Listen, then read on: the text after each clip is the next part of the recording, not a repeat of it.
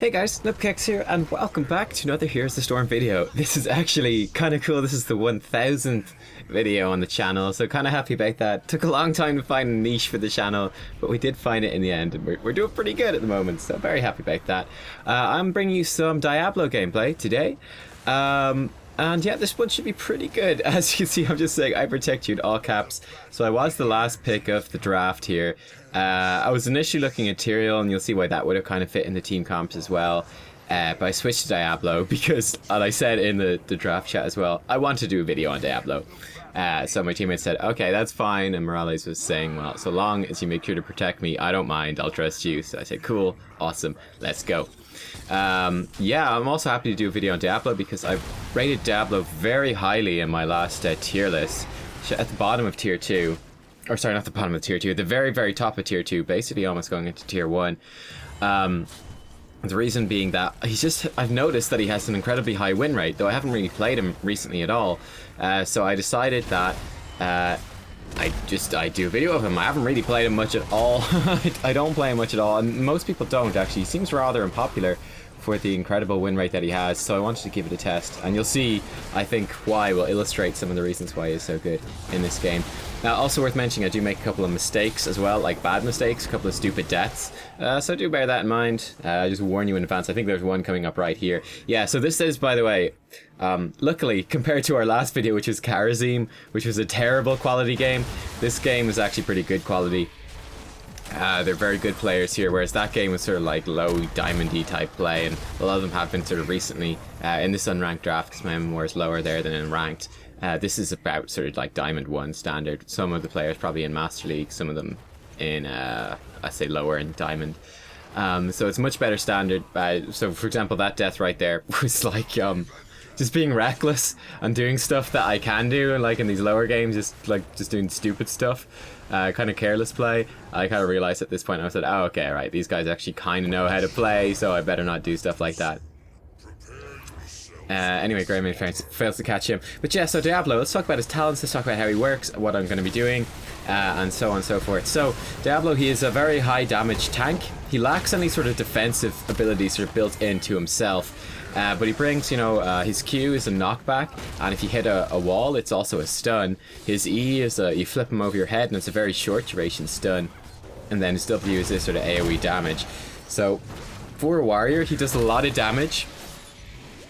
He also has a very high health pool, and his trait builds into this, so whenever stuff dies near you, you collect a soul. You can see the soul counter there at the bottom left. It goes up to 100, and each little bit gives you some bonus to your maximum health percentage. You can also consume those souls to basically reduce your resurrect timer to 5 seconds, which obviously scales very well into the game. He's quite a unique hero. You'll see with the talent build, I'll go to that in a second. The talent build I'm going with him will build to be pretty unique. Actually, worth mentioning here, I had to retreat a little bit because I was body blocking Morales. Basically, what I'm trying to do is, you'll notice during these team fights, is I'm trying to use my abilities. We don't really have a team, or the enemy team isn't that vulnerable to the combo. And the combo also, something I noticed is it's actually harder to pull off now. They changed the functionality of his Q. It still effectively does the same thing, but just how it does it is a bit different. It's hard to explain what they did, but it just feels a little bit different. It's actually much harder to pull off the combo, which would be you Q into an E, which is like you bang into them and then you throw them over your shoulder. More difficult to do, though. It's still quite viable. Against this enemy team, I decided it's not that good. They're running double support. They also have Vikings, so obviously getting a pick on an individual Viking isn't that important. It's going to be difficult to get a pick against the double support. Tastar's going to be fairly safe, and Ubrak's going to be fairly safe. Illidan can obviously like dash out with his crazy mobility, so yeah, that combo is not too important. Instead, as you'll notice in the team fights, what I'm going to focus on doing in this game is on using my Q and my E somewhat more independently, just to try to peel that Illidan off, or whoever, an Ubrak as well, off of Morales as much as possible. She's going to have a tough time in this game. Also try to use them to interrupt Lily's Jug 1000 Cups later in the game, if I get a chance, though I may not. And get like picks like at certain potential times. Fortunately, the tower is gone, so I don't get the stun on Nubkeks, but he's still out of position. That's pretty good. Yeah, on Diablo, he's very high damage for a tank, and you're going to see that during this game. And his tankiness as well comes from doing quite a bit of damage and having those the kind of displacement and stuns that he does have. He doesn't really have defensive abilities, but it's very high health. And that kind of it makes for quite a unique playstyle. He also is very big, so you can definitely body block stuff. You kind of like this big shield of meat for a lot of the game. It's quite a different kind of playstyle. Quite cool. Let's talk about the talents then. So level 1 I picked up, I think it's called Devil's Due, which reduces the cost of your resurrection to 60 souls. I actually really like this one. I think it's actually quite good. You can also get one that basically is regen master, so each soul you have collected improves your health regen.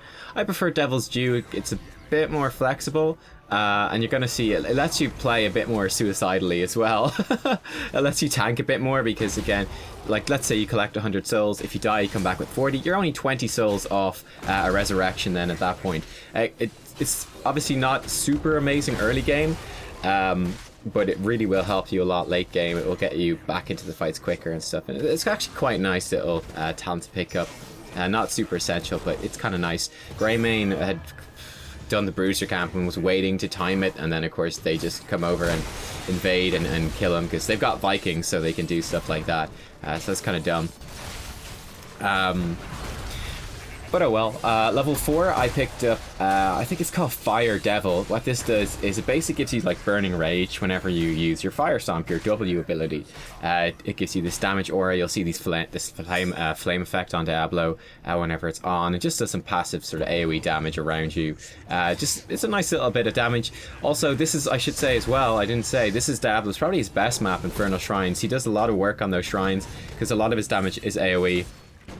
And you have a lot of little walls and stuff around there as well to get your Q kind of combo going inside as well. I'm going to Hearthstone here because I've got no mana, and I think the team is going to try Soak to 10 before we can test the Shrine. That should be difficult, but we'll see. At level 7, I pick up... What's it called? Diabolical Momentum, Infernal Momentum, some Evil Momentum, some sort of thing like that, which reduces the cooldowns. It's actually really powerful. One of the most powerful ones. It reduces Diablo's cooldowns, basic ability cooldowns I should say, by 0.75 seconds with every basic attack you land, which is going to do so much. It's going to be so valuable with him. You're going to be able to just get a lot of stuns off. You're going to get a lot of damage off as well as this build progresses with your Ws. You're going to be getting loads of those off. It's just super effective. I really like this talent. It feels so powerful. This is like my first game playing with this talent, I think, actually. Maybe the second game, but I was really impressed. I thought it was just so good. Level 10, I picked up Apocalypse. That's for the needs of this game. We have Greymane, Sonya, myself, and the Kelthus. We have plenty of damage. Damage is not an issue. So I decided to go for Apocalypse for a bit more CC and control. The enemy team also has Lost Vikings, so that's kind of like an extra target that can be... well, that's, you know, extra Apocalypse things that go down in the ground, which is going to be kind of nice. And yeah, that was pretty slick there by Kelthus. If you saw that, he picked off Tastar with just the edge of his Phoenix. This was also interesting. I don't know why Greymane is saying... I'm not sure what he's saying. Like, is he just being a bit cranky pants? And he's like, no, it wasn't a good job. Because, I don't know, apparently like winning the Shrine fight and securing the Shrine does not warrant a good job label. I don't know. I think he's just being cranky. I didn't like this Greymane at all. But I don't know. We'll see. We'll see. Talk about the other talents when we get to them, but essentially we're going to be building into our Fire Stomp, our W. I'll mention them very quickly here. So we'll get a thing that makes the waves return. I forget the names at 13, which will greatly increase the damage. See, nice cocoon coming down on me. And then level 16, we're going to get a thing that it's basically like Wrath of Berserker for Diablo. It's pretty cool. It's pretty damn slick. Gonna flip this Lily. I was actually a little bit slow flipping that Lily. Could have done that a bit earlier to interrupt her jokes there. Could have done that a bit better, but oh well. And there you go. This is going pretty badly for us. We might get a kill here. No, I'm trying to again keep that Illidan off Kelthus. Didn't quite work out though, so he's going to die. Unfortunately, I ran out of mana here as well. At least Sonya killed the Illidan before she died, so that's not too bad. But definitely that was a bad trade for us. 3 for 1 against us. Not too good. Not too good. Yeah, so again, in the team fights, things I'm focused on. Oh yeah, actually, let's talk about this first. So, this Greymane, this is why I don't like him. He was like, counter tags, protect our healers, tags even. So as, of course, you guys have seen in this video, it's, not like possible. Both times I think Morales has died, I've been inside a cocoon, so I'm getting kind of sassy here. I was like, yeah, I'll psychically help him from inside the cocoon. Like, there's literally nothing I can do. Like, Morales has died while I've been out of the game inside a cocoon every time. I was like, yeah, don't complain to me, bitch. Oh, I got really annoyed by him. But anyway, what can you do? As you can see, Diablo's got really nice wave clear, actually. Really, really strong. And it gets even stronger later in the game. You'll get to see that kind of in action. It's pretty damn powerful. I see Tastar here is... Unfortunately, that didn't stun him. I really thought it would. That kind of sucked. He's going to be able to maybe just make it out. I could have potentially used Apocalypse here, or potentially not. Apocalypse is somewhat... You have to be kind of careful using Apocalypse. Most of the time, I'll use Apocalypse when it's like, okay, the enemy team are engaging into a fight, or like we're kind of going to be fighting in a specific area, and that's when I'll use Apocalypse. Obviously, if people are on the move, they're just going to be able to move out of Apocalypse. It's not going to do too much. It can combo very nicely with some stuff. I saw Sonya picked up Leap. I really didn't like this choice in this game either. I thought this is really going to contribute to the way this game is going to go. The fact that she picked Leap instead of Wrath Berserker. Someone was asking this in a previous video as well about Leap. I'm of the opinion that Leap, it's kind of like Judgment. It's like, in order to pick Leap over Wrath Berserker, it's like you have to be in a super niche position where you're like, yes, there are like several factors in this game that make Leap a really good choice. And if that's not the case, if there aren't a couple of things that are saying Leap is amazing in this game, then you don't pick Leap. That's basically what I think here. You can see this, I'm gonna die here, I think. Yeah, I'm gonna die here.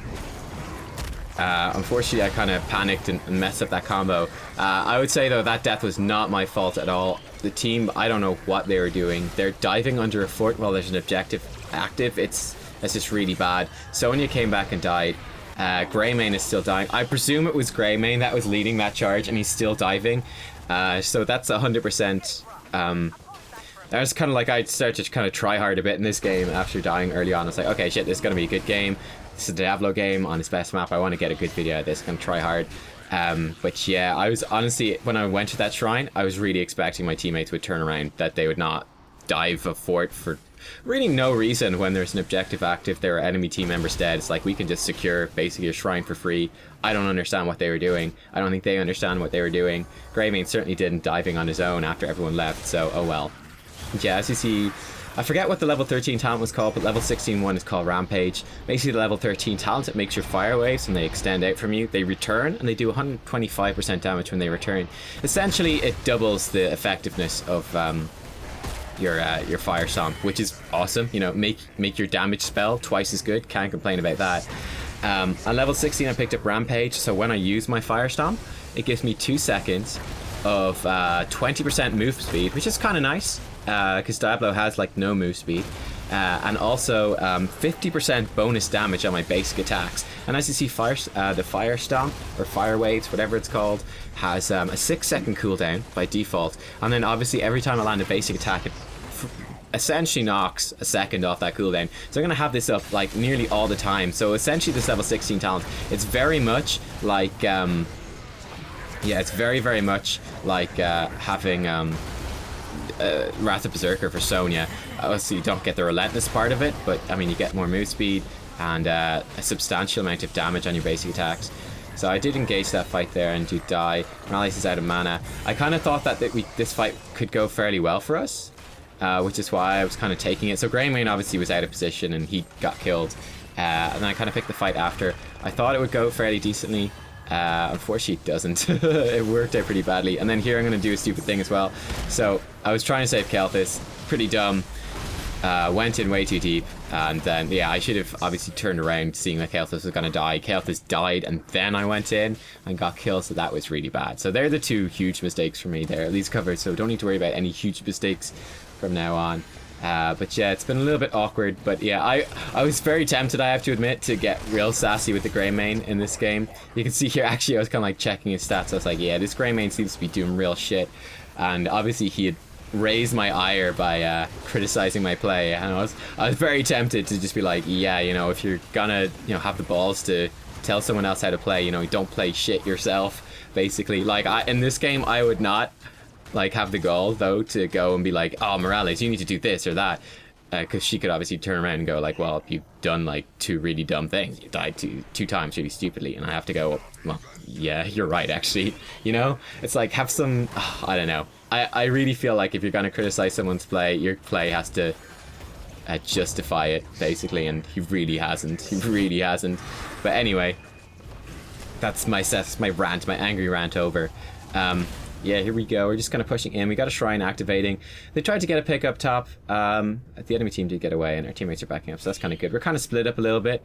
I'm just going to go clear out this wave right before we go. I'll go help my team do the bruisers there. But you can see like how much wave clear you have right there. It's kind of sick. They have engaged with the cocoon, so this is like the time to fight. Illidan is here as well. That was a really nice force wall. Their Tassar actually has some really nice force walls. At this point, I'm going to use my Apocalypse right there, because it's like, okay, boom, we're fighting in a big area. Let's go. Yeah, it's also worth mentioning that leap. I get Sonya probably picked the leap to combo with Apocalypse. I don't think it's worth it. I really don't. Especially against Illidan. Wrath of the Berserker is so huge. That extra damage is just such a big deal. It helps you deal with Illidan. As it is, because she's gone for leap, you know, she probably picked up leap. She went, oh yeah, well, it'll combo with Apocalypse, kind of. I can use it to interrupt Lily's Jug of 1,000 Cups, kind of. It's really not that important though, because they're running double support. It doesn't matter so much. Yeah, I think it's a really bad choice. I think Wrath of Berserker would have been way better.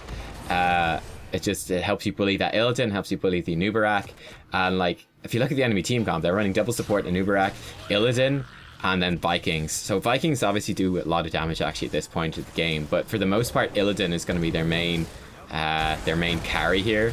And yeah, Wrath of Berserker just helps you take him down. I don't think the leap is really getting enough value here.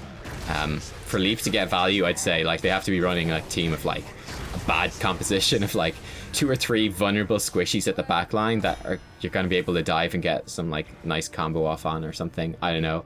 Again, unless like the thing really screams at you that, oh my god, leap is so perfect for this, I wouldn't take it, basically is what I'm saying. Same with Judgment. Unless it's like, okay, this is a really perfect situation for Judgment, no way you take it over Sanctification. Sank is so much better just in general.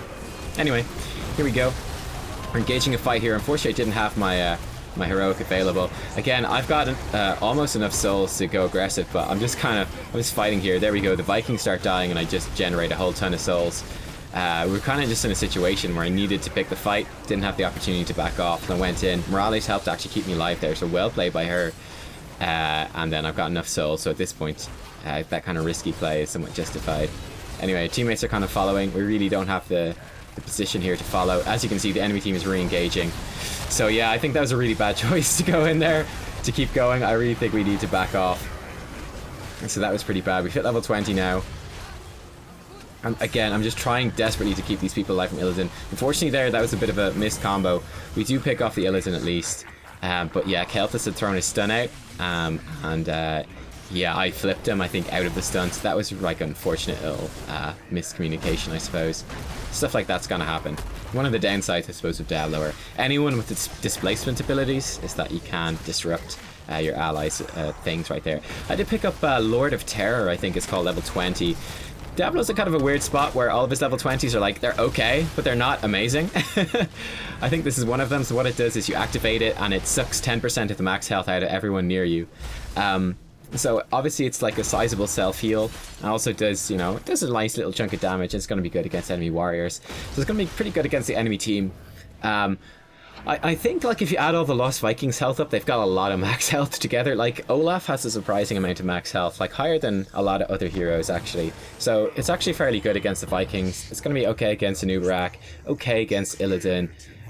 Probably not going to be able to hit Tastar or Lili with it, but it's just going to be a little bit of extra survivability for me, because I felt like I wanted a bit of extra tankiness in this, because I think Illidan, I'm not sure, but I think he picked up the level 16 thing that damages max health, because he has been shredding through me when he starts to focus on me. So I said I want something to just make me tankier, a bit of extra damage as well, just to help like burst these guys down, and yeah, we'll see how it goes. You can see here like just how much damage like Diablo does against minions. Like look at this. It just, he beasts through them pretty much. So I was just clearing out that wave. They're going to dive on me, but again, I felt fairly confident in our positioning here. As you can see, our team are there to follow up. Getting some nice damage down on the Illidan. He's just barely being kept alive.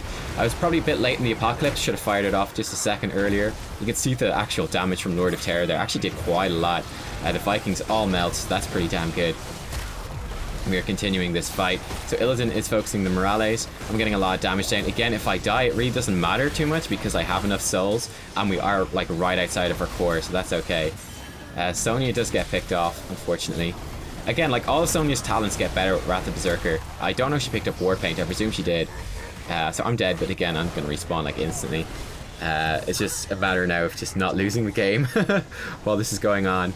But yeah, that fight was a bit unlucky. Again, I felt like we had a good opportunity to fight there. And then probably just a bit in the execution of the actual team fight was not too great, but that's okay. Illidan is going in here, just trying to keep the Grey Mane alive at this point. Nice damage coming out from Kelthus, actually, really nice. And you can see my damage coming out as well. This Nubkeks should fall, and there he goes, he's down. Get the stun onto the Illidan too. Very last second shield from Tastar, really well played. Tastar actually played very well. I have to say, on the enemy team, the Nubkeks was pretty good, but I was really impressed by the Tastar and the Lily. I felt they did really well. The Illidan obviously knows what's up as well. Again, going pretty aggressive here. Like, Illidan is just like hard carrying them at this point. This is kind of unfortunate. I'm going to try Q this Illidan away. Unfortunately, as I use my Q, he uses Metamorphosis, so he does get past me. He kills me, but again, I've got my souls, so I'm ready to go back in. Getting a lot of value out of that level 1 talent, actually. Here comes in the Leap, but I mean, as you can see, like, the Leap, it's really not achieving as much in this game as he should otherwise. This is kind of crazy now. Illidan is on the core. Myself and Morales are here, but it's going to be really difficult to defend this. As you see, Illidan can just like juke around me like crazy, even with that movement speed. It's very difficult for me to do anything. I do manage to knock him away, flip him away as well. There we start getting some of the damage we need. The core is down to 60% health. Illidan is almost dead. Illidan is going to fall. There we go. I landed the Apocalypse well this time, actually. The Vikings are in. A bit scared of that. And here we go. Vikings are escaping with low health. Then I actually misinterpreted this, so it's actually good for me to know. So I'd noticed that they picked up the checkpoint reached, it's called, level 20 heroic. I didn't quite understand how it worked. I thought, as you probably noticed there from how I moved in that, I thought that the way it worked was that, okay, they cast play again, then 10 seconds later, I think it is, they all return to the play again point at full health. Instead, what it does is it heals up all the Vikings who are still alive to full health. Probably caught that on the edge of the screen. And then any of them that were dead, they come back at the play again point at full health. So basically brings them all back to life. Gonna kill Olaf here just because, I guess. I need to obviously watch the Illidan cooldown timer, or respawn timer. That's the big thing to watch out for here. But yeah, so far so good. We should hopefully be able to get this shrine before he gets back. The enemy team will obviously be recuperating. We're just going to try our best. Obviously, as Diablo, I'm a lot of clear on that shrine. Kind of going in a little bit aggressively here. Obviously, I'm very low on mana as well. Balog and Eric die. I'm not sure where they died. Did I kill them? I wasn't really paying attention there. Oh well. But yeah, I'm just saying, be careful here. Yeah, we're calling for retreat. Morales is pretty on point as well this game. She had some good calls too. But yeah, I was just saying, like, Illidan is back alive. And he's playing very well. And with the support he has, like, he'd be able to just chase us the whole way to the core and probably kill us all. So you need to be very careful. Now we have a Punisher. I feel like we can go kind of aggressively. So going to use the combo here in Nubkeks. Obviously he can burrow out, but it does put him a little bit out of position. And that's fine. Just going to push in as much as you can. Kelthus is obviously back defending. And I'm trying to be careful here because my mana is very low. I want to try to have some mana for the fights at least. I do get a nice combo off on the Tastar and get him back into the root of the Punisher, which is pretty sweet, but he does survive with Prescience, unfortunately. It's the strength of Tastar right there. Pushing in now, doing a lot of damage. Again, I have to make a tough choice. There we go. I had saved up enough mana for my Apocalypse. I do get it off. It wasn't super effective, but it was somewhat effective. The Vikings just melt underneath that AoE damage coming out from myself and our other heroes there. I'm probably going to get focused down and killed, just throwing down as much damage as I can on Nubkeks. Again, my basic attacks hit really hard. My fire waves do a lot of damage.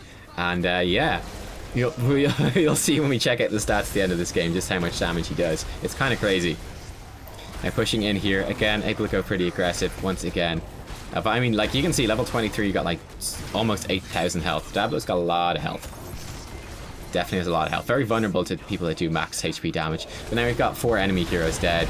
The Vikings are still alive, but they're not going to last too long. You can see they're kind of melting as well. I'm just going to focus on the core. It doesn't really matter at this point. This is going to be game. You can see those empowered basic attacks coming in whenever I use the W. No mana to even keep casting it. There we go, one final one. And GG, easy, says Kelthus. GG Kappa, he's having some fun. So yeah, they were nice guys. Like, we had a really nice team. Apart from the Grey Mane, we had a pretty nice team. And yeah, I thought that was a really good game. And I was glad to bring you like a game with like better players in it. Actually, it's pretty good. It gives you better insight into how Diablo performs, essentially. Makes the stats a bit more meaningful. But anyway, there we go. Let's check out the stats here. We'll come back to them in a second, but as you can see, just as a quick glance, we topped hero damage, siege damage, and XP contribution, which is pretty cool. Let's go over the talents real quick and just get the names right. So Devil's Dew, reducing the Soulstone cost. As you saw, a lot of value. Fire Devil, a lot of AoE value. Diabolical Momentum, that's what it's called. Awesome. Apocalypse, fantastic. I'll talk about this other heroic too. Firestorm, that's what it's called. Rampage, and then Lord of Terror. Yeah, so I think that's a really nice talent build overall. You could change up that level 1 if you wanted to the health regen. Depends on what you're looking for. I think Devil's Dew is really nice myself. I think this is my first time using that, and I was impressed by it actually. Got a lot of value in this game. Level so level 10. Both of his heroics are really good. Apocalypse or Lightning Breath. So Lightning Breath is, do you want to do like a lot of AoE damage? Basically you stop in place and you start like shooting out fire, you start breathing fire. The turn speed is quite slow, so you kind of want to do it when you're going to be fighting into an enemy team. I said in this game it wouldn't really work because we're probably going to be retreating as they dive on top of us, because we've got the Morales, right, and they've got Illidan, double support, and a Nubarak. Like, they're probably going to be diving relatively hard with the Lost Vikings kind of flanking or disrupting. And yeah, it's going to be kind of crazy. I'm not going to be in a position where I get to sit there and breathe fire on them. They're kind of going, oh no, it's so hard to attack into them. They're doing so much damage to us. Illidan's going to flip over my head and go, okay, don't care. Also, Apocalypse in this game gets a lot of value because there's more bodies on the field, given that they have the Lost Vikings. So there's going to be more Apocalypse circles, and that's nice. Level 20, the upgrade for the Lightning Breath is really, really good. I think it's called Hellstorm. Increases the range and the duration, which, you know, it just does a lot of AoE damage, can be very effective.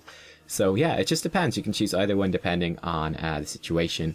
Then level 20 also has Bolts of the Storm there. There's also an upgrade for Apocalypse, which is kind of cool. Reduces the cooldown and also casts it for free when you die, which is kind of interesting. And that could have also been like a good option too. Yeah, I don't know. I'm not sure about the level 20s. It seems to me that they're all fairly decent, but none is like outstandingly good. Is kind of my impressions of them. But yeah, as you saw from the stat screen right there at the end, he's pretty powerful, Diablo. We did a lot of damage, both hero damage and siege damage. We did more damage than the Grey Mane, than Sonya, than Kelthus, and they're all quite high damage heroes. So I mean, I think that says a lot. Well, we also, you know, tanked up quite a lot of damage too.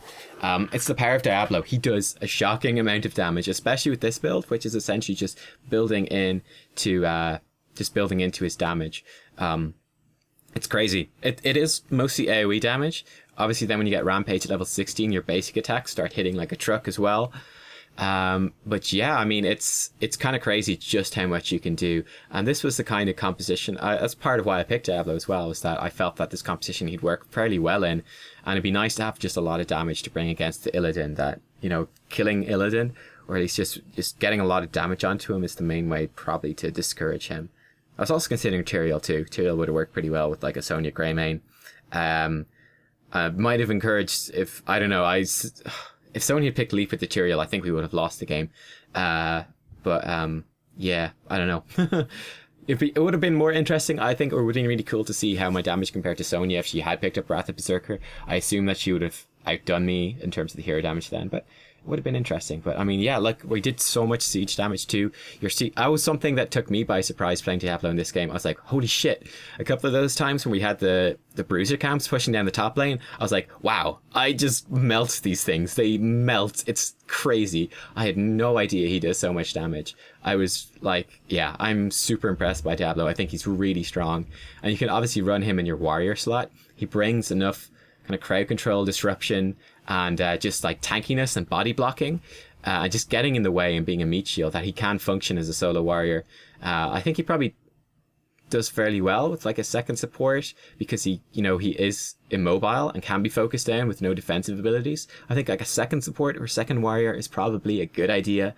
But yeah, I mean, like, definitely consider using him. I mean, like, look, if you guys are in a Hero League game and your team already has like a warrior, 2 range damage dealers, and a healer, at that point, don't pick a 3rd range damage dealer. Pick a Diablo, and you're going to be insane. Infernal Shrines as well. He just seems to just wreck stuff. Because you got all that AoE damage, getting so much free value on those shrines, helping you secure it, picking up, just damaging everything. Heroes, the monsters from the shrines, just everything getting damaged while he's nearby. And then being able to just wave clear like crazy as well to the sides whenever it's needed. He's pretty awesome. I was really impressed with Diablo. I think he's really strong. I'm looking forward to playing him some more and getting a better feel for him. I hope you guys found that somewhat insightful. And again, like, he's such an unpopular hero. You almost never see him being played, but he's so strong right now. I really do think he's strong. And yeah, just also, as I mentioned earlier, one final warning. If you've played him before, like a couple of months ago or something, in the meantime, the functionality of his Q was changed, just the way it operates. So do bear that in mind. It will feel different to execute the QE combo. That was something I noticed as well. You have to be much tighter on the timing of your QE combo to actually make it work. So do bear that in mind. And again, against different team comps, you'll be using that combo much more frequently. But there you go, guys. That was a look at Diablo. Give it a like if you liked it. And I will see you all next time for the next 1,000 videos. So yeah, I'll see you guys all then. Bye bye.